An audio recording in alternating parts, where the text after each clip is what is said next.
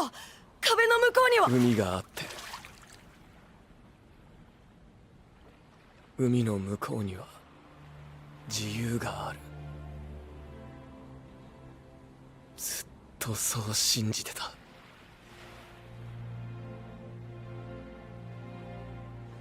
でも違った。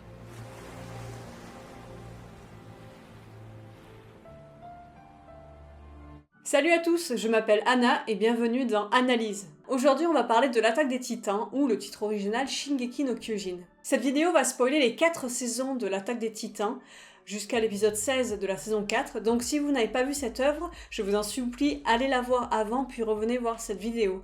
Ne manquez pas l'occasion de plonger dans cet univers qui va pousser votre réflexion vers l'infini et au-delà. Personnellement, je ne lis pas le manga, même si j'ai failli plusieurs fois m'y mettre, tellement j'étais impatiente de connaître l'histoire, j'étais tellement plongée dans l'univers. Donc je connais l'histoire uniquement jusqu'à la partie 1 de la saison 4. J'ai découvert l'anime de l'attaque des titans une après-midi, au hasard, il y a 5 ans. J'avais vu des images déjà passées et j'avais entendu parler de l'engouement des lecteurs pour ce manga. Je ne m'attendais pas du tout à ça, et dire que j'ai pas été déçue, c'est vraiment minimiser la chose. Avant de me plonger dans la saison 4, j'ai pu revoir les 3 saisons précédentes. Ce manga nous renvoie à des problématiques propres à l'humanité, comme cette croyance d'une domination d'une population sur une autre, mais ce qui va le plus résonner, c'est le pouvoir de la croyance sur l'homme. Cet autre que l'on juge mauvais et que l'on souhaite dominer, comme si l'on projetait ses propres défauts sur lui pour s'acquitter de ses péchés. Ce qui résonne actuellement en nous, c'est également la menace des titans, qui pousse les humains à se retrancher dans les murailles, comme celle que nous avons dû créer pour tenter de nous protéger dans ce contexte de pandémie mondiale. Néanmoins, dans l'attaque des titans, on se rend compte finalement que le mal que l'on cherche à fuir peut en fait être bien plus proche que ce que l'on pensait au départ. L'auteur, Hajime Isayama, nous plonge dans un univers en constante transformation, entre survival et politique. La création de cette œuvre a pour racine les yeux du petit Hajime, qui a grandi en campagne, dans un village entouré de montagnes. Il voulait savoir ce qui se trouvait au-delà de ces murailles, tel le jeune Eren. Le mangaka a vécu un événement traumatisant, puisqu'il s'est un jour fait agresser par un homme fortement alcoolisé sur son lieu de travail. Il a ainsi dessiné, dans un processus cathartique, l'aspect enfoui en chaque homme, pouvant devenir primaire, monstrueux et menaçant. Il a souligné lors d'une interview « Je ressentais la peur de rencontrer une personne avec qui je ne pouvais pas communiquer. » C'est au final peut-être la plus grande angoisse que l'on ressent dans l'histoire, la coupure de la communication, quand tout est décidé et ancré. L'alcool lui-même sera considéré comme une faiblesse, et même un piège, comme un poison de l'âme. Sachant qu'au Japon, le fait de boire est plutôt bien considéré. Les autres inspirations de l'auteur viennent de différentes mythologies dans le monde. D'autres mangas, des séries mecha, les kaiju eiga, les jeux vidéo, mais aussi certains lutteurs ou catcheurs professionnels. Dans l'anime, il y a des références à des maîtres de l'animation, comme ce passage avec ce titan géant dégoulinant, faisant penser au dieu guerrier géant de Nausicaa, d'Hayao Miyazaki, un film questionnant aussi sur l'humanité et les choix de chacun, révélant la laideur de la guerre. Hajime Isayama a depuis l'enfance ce fantasme de puissance qu'il ne possédait pas, une envie de transformation physique qu'il a retranscrite de façon magique. Le mangaka ayant souvent été moqué plus jeune, on retrouve une certaine frustration adolescente et un sentiment de vengeance qu'il essaye lui-même de comprendre et de guérir dans son œuvre. La transformation du jeune Eren larmoyant en monstre géant, prenant sa revanche sur le monde, provoque en l'auteur un effet cathartique. Ce manga rappelle souvent des éléments de la mythologie grecque, en particulier la titanomachie, ce combat contre les titans, un affrontement entre 2 générations divines. Dans Shingeki no Kyojin, les hommes doivent combattre les aspects titanesques des supposés crimes d'une ancienne génération qui tiraille leur propre esprit, avec des pensées plus divines, pour un avenir meilleur et une coalition humaine. C'est une titanomachie psychique pour sauver l'humanité. Les murailles pour se protéger des géants rappellent Midgard, une fortification divine créée à partir du géant Ymir dans la mythologie nordique. Dans Shingeki no Kyojin, ces murs sont également faits à partir de créatures gigantesques. Cette œuvre fait retentir les aspects les plus sombres de ce monde, entre autres la cruauté. Le monde est cruel. Ces mots reviennent souvent et interrogent la notion du bien et du mal, qui diffèrent selon les points de vue de chaque personnage. Ainsi, on peut s'attacher à un camp comme à un autre, car il n'y en a pas vraiment dans toute cette illusion, et dans cette manipulation collective. C'est la future génération qui va se soulever contre les anciennes, telle Zeus face à Cronos. Là où cette œuvre pousse notre réflexion au summum, c'est quand au fil des saisons, l'on se demande si la nouvelle génération ne va pas devenir exactement le reflet de l'ancienne. L'attachement au personnage est rapide et bien dirigé. On reconnaît facilement les points sensibles et les passions de chacun. Cet attachement va rendre les trahisons violentes, les morts inattendues et soudaines. On revoit souvent ces morts ayant donné leur vie, leur cœur, leurs rêves et leurs espoirs pour, de façon antinomique, sauver l'humanité. あの勇敢な死者を哀れな死者を思うことができるのは聖者である我々だ。我々はここで死に次の聖者に意味を託す。 Il y a de nombreux questionnements autour du but de l'existence, du face-à-face avec la mort qui arrive brusquement de manière saisissante et pétrifiante. La transmission transgénérationnelle est puissante, que ce soit avec les souvenirs des camarades aimés tombés au combat, ou le pouvoir des titans renfermant les souvenirs de ses anciens porteurs. On aborde aussi des troubles psychiques, altérant la vie des personnages au quotidien, qui ont vécu et vivent des scènes terrifiantes. On représente très bien les individus tétanisés par la peur, par l'horreur, et ça nous plonge dans un réalisme effrayant. La haine d'Eren est bien retranscrite quand il se transforme en titan.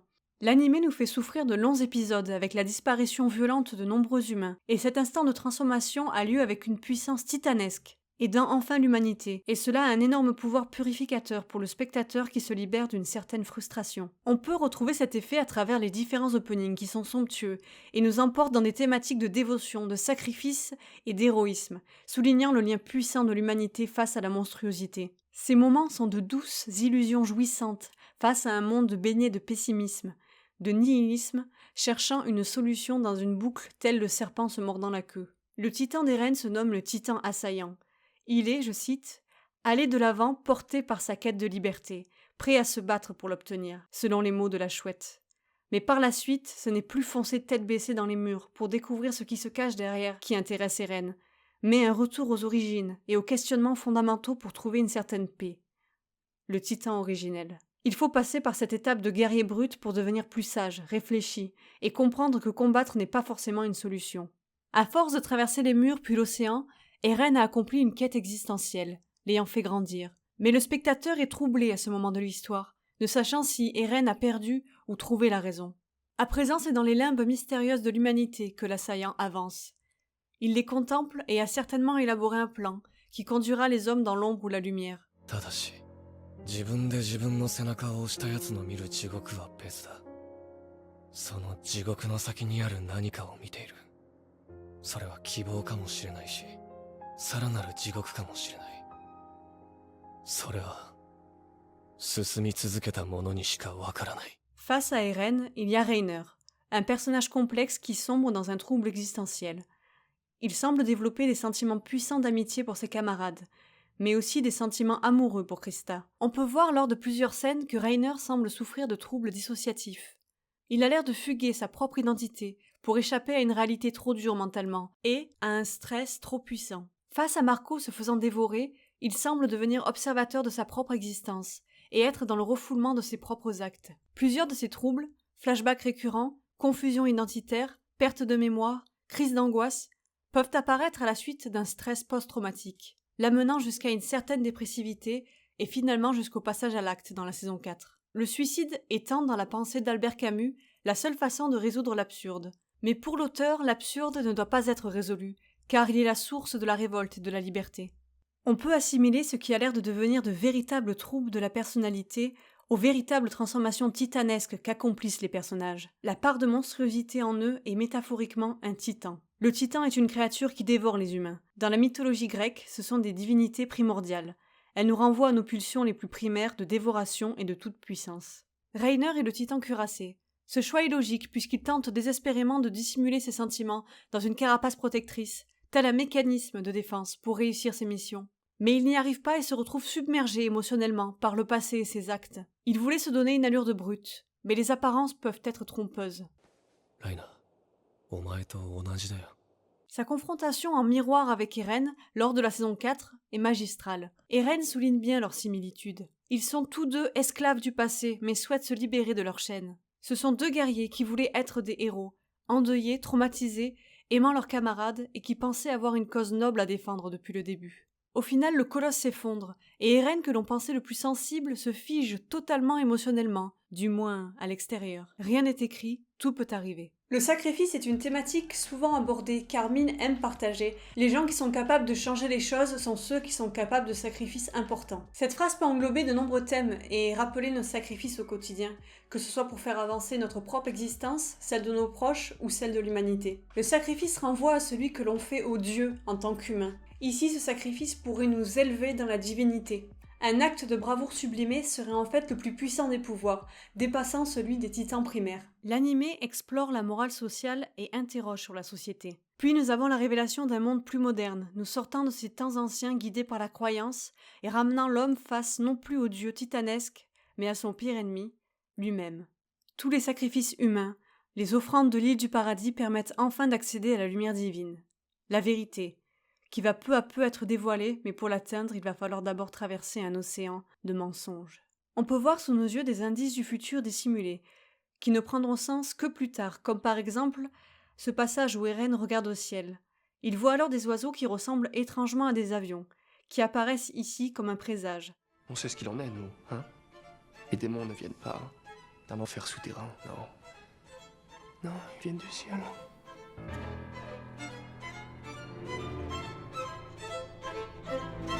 La trame temporelle est emmêlée, que ce soit avec les souvenirs des titans qui ne font qu'un, mais aussi symboliquement à travers ce qui nous est dévoilé, comme si nous étions nous aussi des titans. Le spectateur est impliqué, mais se sent perdu jusqu'à ce que les choses prennent sens par une révélation. Il y a un sens des révélations des points clés de l'histoire qui est assez original. Elle se fait tout en douceur et de façon inattendue. Par exemple, celle de Bertolt et Reiner qui discutent en fond, en dévoilant tranquillement qui sont le titan cuirassé et le titan colossal, pendant que d'autres personnages discutent. Il y a aussi la scène de la découverte de la photo, qui révèle en subtilité qu'un monde plus évolué existe. Tout est imprévisible, peut arriver en arrière-plan sans musique retentissante ou un zoom sur l'élément en question, ce qui est quelque part très angoissant. Un autre exemple quand Eren débarque dans la pièce au milieu de la saison 4, en fond, alors qu'il est censé se cacher. Eren est considéré comme une arme par le bataillon, il doit sauver l'humanité, mais comme toutes les armes, il va finir par échapper à la main de l'homme et la dépasser, telle une bombe nucléaire. Cela fait écho au générique d'ouverture de la saison 4. Il commence par un trop-plein de sentiments, pour sembler devenir comme vide émotionnellement. Mais est-il vraiment lui-même ? On a mis un poids énorme sur ses épaules pour sauver l'humanité, mais tout recommence à chaque fois et repart dans une spirale de vengeance. Il est comme dans le supplice de Sisyphe, condamné à porter un rocher éternellement, en boucle. Comme ce mur brisé, encore et encore. Sisyphe a défié les dieux en révélant des secrets divins aux humains. Il doit porter un lourd fardeau et être le héros que tout le monde attend. Tel le titan Atlas, condamné à porter le monde sur ses épaules. Les Eldiens sont condamnés à de lourdes tâches tout au long de l'histoire pour payer le prix de leurs supposées fautes. L'attaque des titans, au-delà des interrogations que cette œuvre peut déclencher sur le bien et le mal, est une fresque. Une fresque représentant le cycle de l'absurde, d'après Albert Camus, qui est un cycle représentant l'absurdité de la condition humaine. Pour Camus, il faut une révolte positive, se détacher de la peur de l'autre, aller vers ses frères et sœurs afin de sortir de l'individualité. On peut comparer ça au fait de sortir des murs pour se confronter enfin à la réalité. L'humanisme est une voie pour l'homéostasie entre les hommes, pas la vengeance ni la violence qui les font tourner en rond comme dans un supplice de Tantale. Une souffrance sans fin, alors qu'en s'unissant avec ses pairs, l'homme pourra étancher sa faim et sa soif dans tous les domaines. Nous allons parler d'une autre figure forte de l'attaque des titans, Levi. Levi est inspiré d'un personnage ténébreux venant lui des comics, Rorschach. D'où le clin d'œil avec le foulard blanc. Ils ont tous deux eu une enfance difficile, semblent avoir un point de vue sombre, objectif et direct sur la société. Ils n'hésitent pas à être ultra-violents, sans se soucier de la morale, et ils sont d'ailleurs particulièrement doués au combat.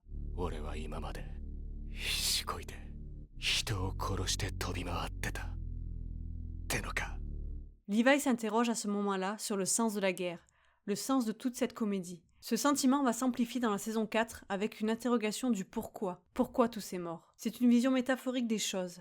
Une fois que le voile de l'illusion idéologique est levé, derrière l'apparence monstrueuse de l'ennemi, on découvre l'humanité qu'il y a enfouie en lui. Ce titan cache un homme, dépassé par un contexte, une situation qui l'a rendu comme il est, et qui pourrait sortir de ce cycle de l'absurde. Quand on tue une part de l'humanité.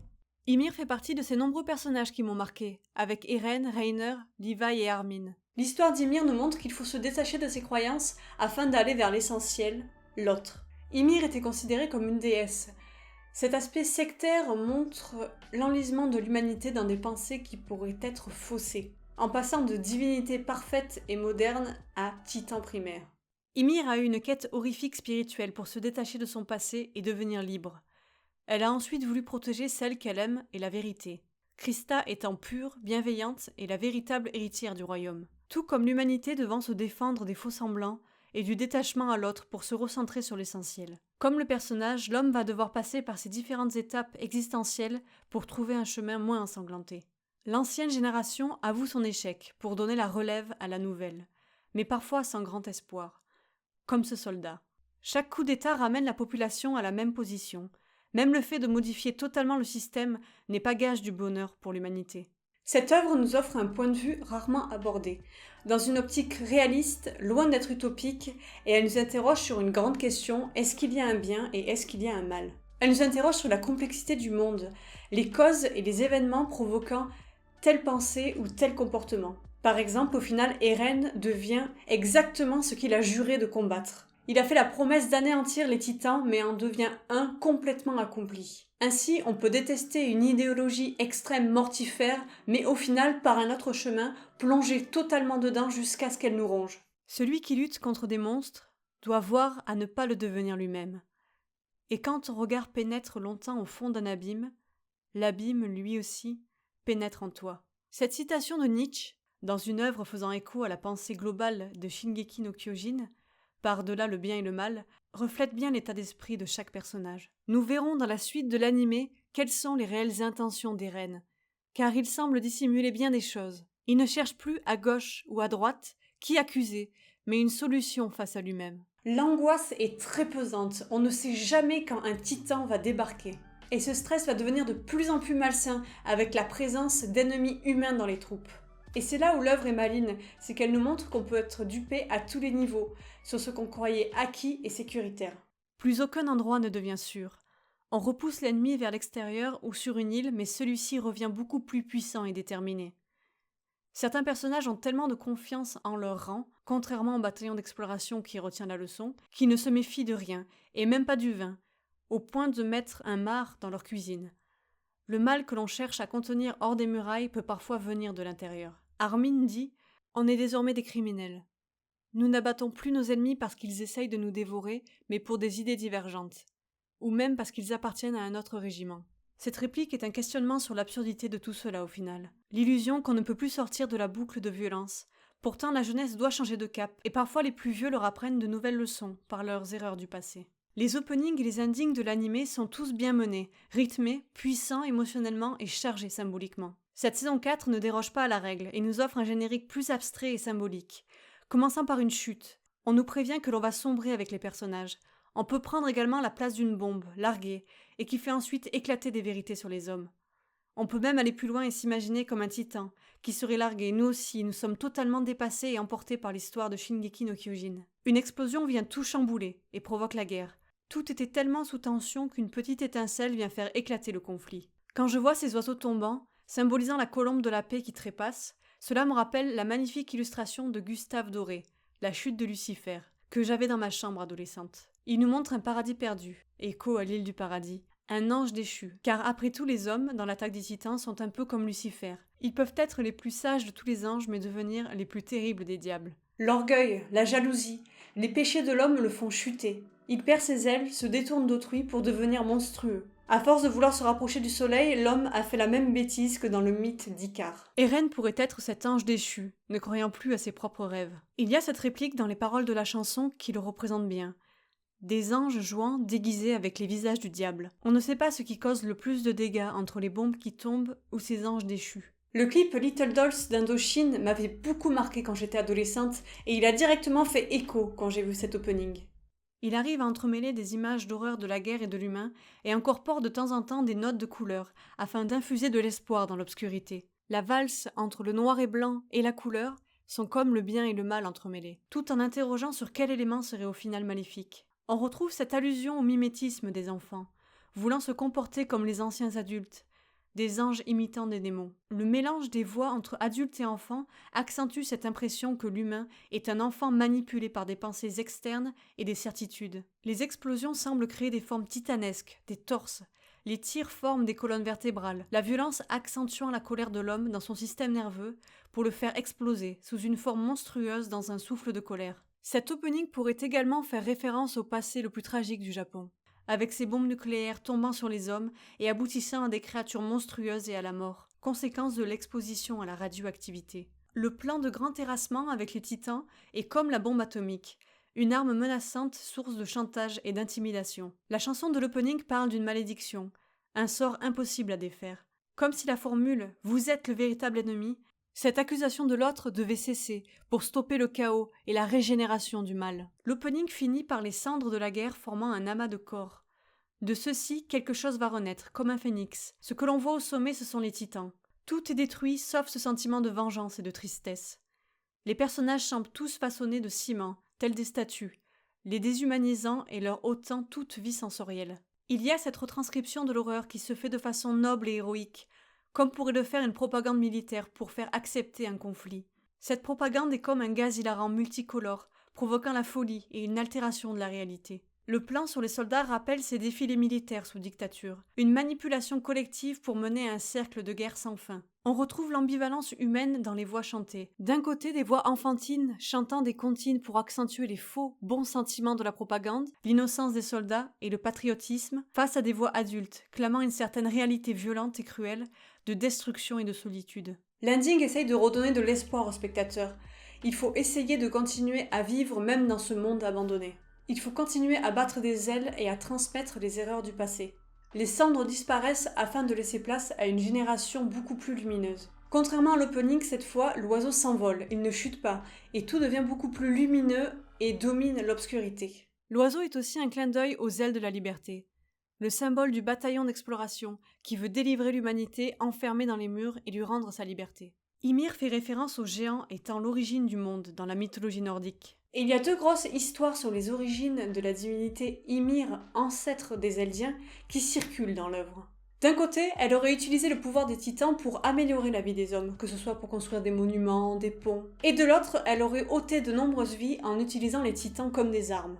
Cette vision me fait penser à celle de la technologie. D'un côté, on peut la voir comme bénéfique et source de vie, et de l'autre, incontrôlable et mortifère, selon le point de vue de chacun. Au fil des saisons, on passe de « je découvre des titans » à « je suis un titan », puis à « nous sommes tous des titans ». Premièrement, le mal est projeté totalement à l'extérieur, sous la forme du titan monstrueux, puis introjecté en découvrant que l'homme lui-même peut être mauvais. L'humanité n'est plus à sauver du monstre caché sous son lit, c'est elle-même qui a créé les nœuds qu'elle doit démêler. D'un point de vue psychanalytique, cette œuvre va évoquer de nombreux processus psychiques autour de la pulsionalité, comme l'incorporation et la dévoration. Quand Eren mange son père, cela souligne son passage dans la puberté. Cet acte est la retranscription d'un fantasme de dévoration et de l'envie parricide adolescente avec un détachement de la figure paternelle. L'adolescent est un enfant découvrant le monde réel. Il s'ensuit une désorganisation du psychisme et de l'image du corps qui pourrait se refléter à travers le titan assaillant. L'idéalisation du père va s'atténuer et d'autres figures d'autorité vont être investies et respectées, comme le major Erwin. L'adolescent veut trouver d'autres idoles, se détacher de la figure parentale et de ses erreurs présumées en se tournant plutôt vers ses pairs, comme Eren, qui est très attaché à ses camarades. Le semblant de vérité enfoui est révélé à la fin de la première quête, mais au final ce n'est que la révélation d'un long chemin de questionnement existentiel. La révélation de ce nouveau monde donnant sur un univers de questions est reliée à la mer qu'il faut traverser. En prenant connaissance de l'existence de la mer et en imaginant un pont permettant d'aller de l'autre côté, ils élargissent leur monde psychique. Ils croient pouvoir trouver un paradis, mais si, au final, ce pont donnait sur un reflet de leur propre monde, un reflet infernal. そうだ。海がある。きっと壁の外には自由が。 La seule des certitudes pourrait être celle de Socrate. Tout ce que je sais, c'est que je ne sais rien. Il faut se détacher, réactualiser et explorer nos croyances et nos pensées. Même si elles peuvent ne mener à rien, elles attiseront le feu de la pensée humaine et guideront vers une certaine vérité ou un doux rêve illusoire. Comme nous pouvons l'entendre dans l'œuvre, la vérité n'existe pas en ce monde. Merci à tous d'avoir regardé cette vidéo qui me tenait énormément à cœur. N'oubliez pas de lâcher un pouce bleu, de vous abonner. Je vous donne rendez-vous bientôt pour une prochaine analyse et je vous fais des poutou poutou.